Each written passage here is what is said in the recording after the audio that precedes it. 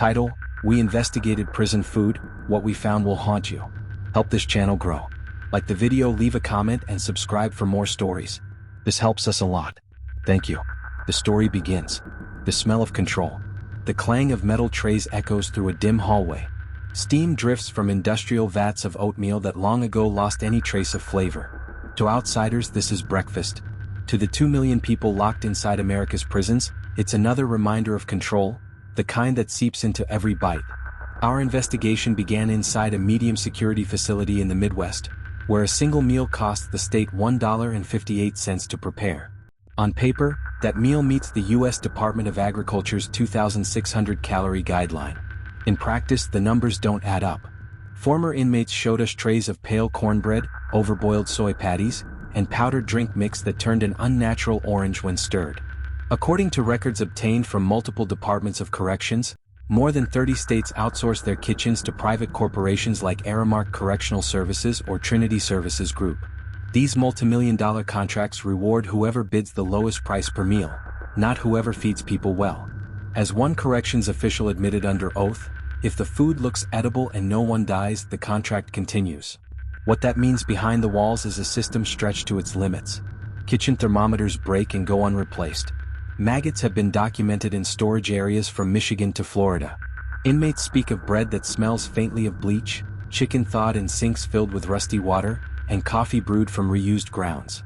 One whistleblower cook told investigators, "We called it mystery mush. If you could chew it, you were lucky." The deeper we looked, the clearer it became that food in prison isn't just sustenance, it's a message. Schedules dictate when to eat. Rules decide who sits where. Punishment decides what you get. In some states, breaking a minor rule means being placed on a disciplinary diet known as the Nutraloaf. It's everything from the previous day's leftovers blended together, baked into a dense brick and served cold. Officials call it nutritionally balanced. Prisoners call it edible humiliation. A 2008 Vermont court ruled that serving Nutraloaf without a hearing violated the 8th Amendment's ban on cruel and unusual punishment. Yet the practice persists in several jurisdictions under new names: behavioral loaf, control meal. It's still the same loaf, just hidden under a new label. Budget cuts shape more than taste. When the state reduces meal costs, private vendors offset losses by cutting staff, shrinking portions, and substituting fillers. Soy-based proteins replace meat. Powdered eggs stretch across weeks. Expiration labels fade under fluorescent lights. A 2017 Marshall Project report described trays where fruit had vanished entirely. Calories were made up with starch. Health data mirror the diet. Across correctional facilities, rates of anemia, vitamin D deficiency, and hypertension outpaced those of the general population. Nutritionists who reviewed standard prison menus found sodium levels 2 to 3 times higher than recommended. "It's institutional malnutrition," said one former consultant for the Texas DOC. "People survive, but they don't thrive." During filming, we met Luis Ramirez, once a kitchen worker at a California prison. He started shifts at 3 a.m., chopping vegetables for 5,000 inmates.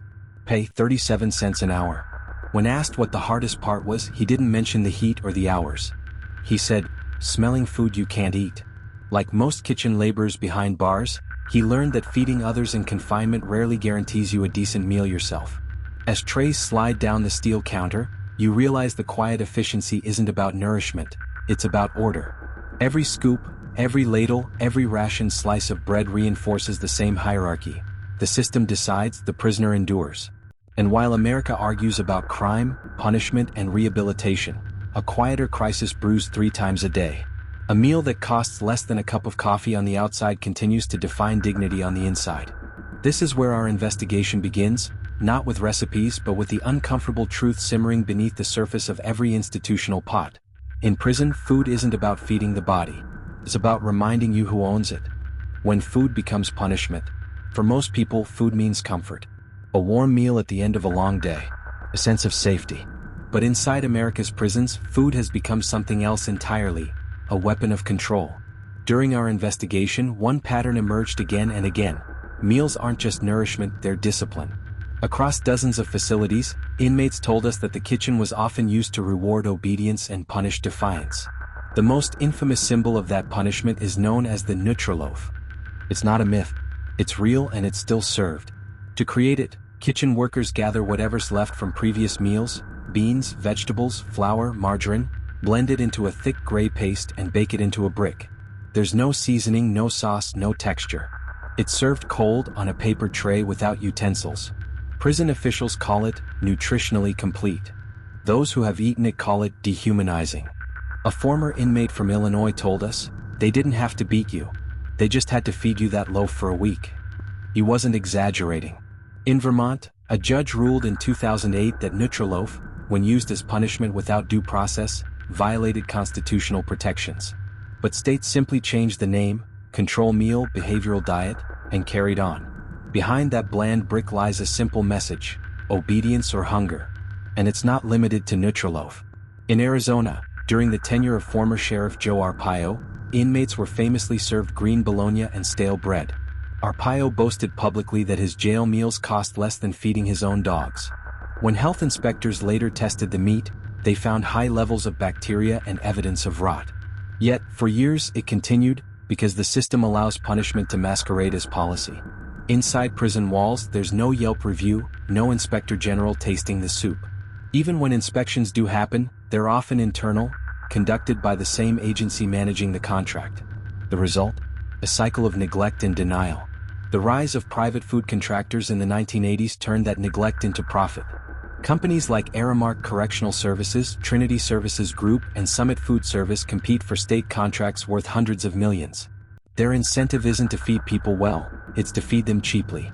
In Michigan, Aramark signed a $145 million deal promising efficiency. Within 2 years, reports surfaced of maggots in serving lines, undercooked chicken, and food theft by both inmates and staff. The Detroit Free Press documented more than 200 health violations before the contract was canceled in 2015. Florida's Trinity Services Group faced similar scandals, from spoiled produce to contaminated water in kitchens. In Ohio, Aramark employees were caught smuggling contraband inside bulk food deliveries. In each case, the story followed the same script: profit first, safety second. The logic of outsourcing is simple: the lower the cost, the higher the reward. But when your business model is feeding millions of human beings for less than $2 a day, something has to give. Nutritionists who reviewed standard prison menus found calorie counts that existed mostly on paper. A meal labeled 2,600 calories might actually deliver half that once substitutions were made. Fruit gets replaced by syrup. Meat becomes soy filler. Fresh milk disappears entirely. And the result shows on the inmates' faces: sunken cheeks, brittle hair, constant fatigue. A former medical officer at a Louisiana correctional center told us, "You could see malnutrition walking down the hall." Incarcerated workers, who earn between 10 and 50 cents an hour, are the ones forced to keep this system running. Many rise at 3 a.m. to cook breakfast for thousands. Some see it as a rare privilege. Others call it slavery under fluorescent lights. As one worker put it, "We feed them lies and eat the leftovers." Behind the statistics and lawsuits, the tragedy is silent but daily. Food, something meant to sustain, has become a quiet form of suffering. It's punishment disguised as policy, deprivation branded as cost control. And still, the companies win new contracts. The trays keep sliding. The cameras stay out. But the smell of that system, the sour oil, the recycled vegetables, the metallic taste of water from rusted pipes, tells a story that paper can't hide. Because when food becomes punishment, it's no longer just about what's on the tray. It's about what a society decides people behind bars deserve to feel: hunger, humiliation, and silence. The hunger for justice. Every meal in prison tells a story of hierarchy, of punishment, of silence. But sometimes silence breaks, and when it does, it usually starts in the kitchen. By the time our team reached the final stage of this investigation, the same stories echoed from state to state: contaminated food, unpaid labor, ignored complaints. But beneath those patterns lies a deeper crisis, one that doesn't just make people sick. It corrodes the very idea of justice itself. In 2012, a salmonella outbreak tore through an Arizona correctional facility. Dozens of inmates fell violently ill within hours: fevers, dehydration, vomiting. The official report blamed improper food handling. But internal documents obtained later showed something far more disturbing. Meat that had already spoiled was reheated and reused to cut costs. No one was ever held accountable. It wasn't an isolated event. 2 years later, in Michigan, prison food contractor Aramark was again under fire. Health inspectors documented maggots in serving lines, while whistleblowers described trays crawling with insects, bread stored next to cleaning chemicals, and meat past expiration. A 2014 Detroit Free Press investigation revealed that some workers, desperate to avoid retaliation, began taking photos, evidence of what the public wasn't meant to see. Those workers were fired. The food stayed the same. In Florida, Trinity Services Group faced its own reckoning after reports emerged of moldy bread and insect-infested rice. Prisoners said the smell of rot would cling to their uniforms. But most shocking wasn't the contamination, it was the indifference. One inmate told us, "We'd complain and they'd laugh. They said, 'What are you gonna do? Starve?' That question, 'What are you going to do?' sums up the entire system. Because behind those walls, hunger isn't just physical. It's structural. The price of profit. Private prison food contractors operate on a single financial principle: maximize efficiency. For most companies, that means optimizing workflow. For prison vendors, it means cutting corners until the human element disappears. According to a 2017 New York Times analysis, some states spend as little as $1.15 per inmate per day on food, less than a candy bar at a gas station. The goal isn't nourishment, it's compliance with budget targets. In Georgia, inspectors found that prison menus listed balanced meals, but the portions served were half the size. Inmates were reportedly losing between 15 and 30 pounds within their first months. In Mississippi, a federal lawsuit described a systemic starvation diet that left prisoners chronically weak and lightheaded. The underlying design is deliberate. A hungry inmate is an obedient inmate. Nutritionists call it calorie control. Prisoners call it survival math. You eat what's given. You don't ask questions. Cooking under pressure. Behind every tray served is an invisible workforce, the incarcerated themselves. Over 90% of prison kitchens in America are staffed by inmates. They wake before dawn, work for cents on the dollar, and prepare meals under conditions that would close any restaurant on the outside. We spoke with a former kitchen worker from Texas, who described the daily chaos. You're cooking for 3,000 people with equipment that barely works. The ovens overheat, the freezers leak, and no one cares as long as the food gets out. Safety violations are constant. Cuts, burns, steam scalds. Gloves are optional and first aid is slow. When workers report hazards, they're told to tough it out. In Georgia, one inmate recalled slipping on a grease spill and breaking his wrist. He was sent back to work 2 days later, still in a cast. Corruption seeps in as easily as oil on concrete. Food becomes currency, traded for favors, cigarettes, and protection. Kitchen staff sometimes smuggle extra portions for allies, or worse, exchange food supplies for contraband. In 2015, Michigan's Aramark kitchens logged over 200 cases of employee misconduct, including theft, food tampering, and inappropriate relationships between staff and inmates. Inside that heat and chaos, even dignity starts to decay. One cook from Illinois put it best: "We fed the whole prison, but we were starving too, for food, for respect, for anything that felt human." When food becomes protest, history shows that when the body is denied dignity, the only weapon left is refusal. In 1971, during the Attica uprising, poor food quality was among the earliest complaints listed by inmates before the riot. In 2011 and 2013, California's hunger strikes drew national headlines as prisoners protested solitary confinement and what they called starvation diets. Some of those strikes lasted weeks. The hunger protests spread to Texas and Louisiana as recently as 2023. Prisoners refused trays, demanding fair portions and basic nutrition. Letters smuggled out from inside spoke of meals barely fit for animals, and soups that smelled like sewage water. Inmate Darnell Johnson, who participated in a 2019 protest, described the emotional toll in a letter to his sister. "You start with hunger in your stomach and end with hunger in your soul. You stop feeling like a man and start feeling like a number on a spreadsheet." His words capture the quiet war fought 3 times a day across America's prisons. A war not of weapons but of will. Outbreaks and denial. Malnutrition and contamination often overlap, and when they do, the results are deadly. A CDC study in 2017 found that U.S. correctional facilities accounted for 6 times more foodborne illness outbreaks per capita than any other institutional environment. Yet, few of these incidents reach the public. Why?